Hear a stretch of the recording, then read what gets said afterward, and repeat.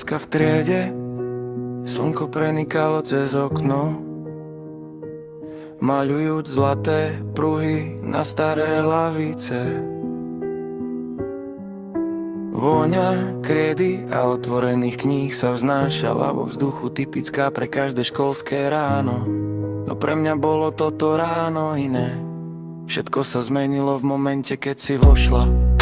Tvoje vlasy sa zľahka pohojdávali, keď si sadala na svoje miesto do stredného radu o 2 miesta vpred mnou. Ani si nevšimla, ako moje oči automaticky sklzli k tebe, ako si vybalovala veci, ako si sa usmiala na kamarátku vedľa seba. Pre mňa to bolo ako spomalený film, každý tvoj pohyb bol dokonalejší než ten predchádzajúci. Hodiny plynuli, no ja som sotva vnímal výklad učiteľa. Moje myšlienky boli len pri tebe, pri tom, ako si občas prešla rukou po vlasoch.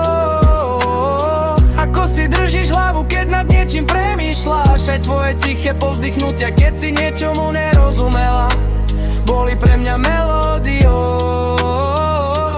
Vedel som, že je to bláznivé, láska v triede, medzi domácimi úlohami a testami z matematiky.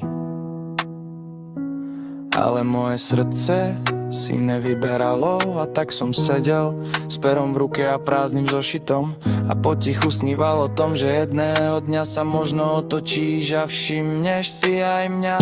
Že možno aj ty pocítiš tú zvláštnu iskru, ktorá mi každé ráno rozžiari svetlo v triede. Hodiny plynuli, no ja som sotva vnímal výklad učiteľa. Moje myšlienky boli len pri tebe, pri tom, ako si občas prešla rukou po vlasoch. Ako si držíš hlavu, keď nad niečím premýšľaš, aj tvoje tiché povzdychnutia, keď si niečomu nerozumela, boli pre mňa melódiou.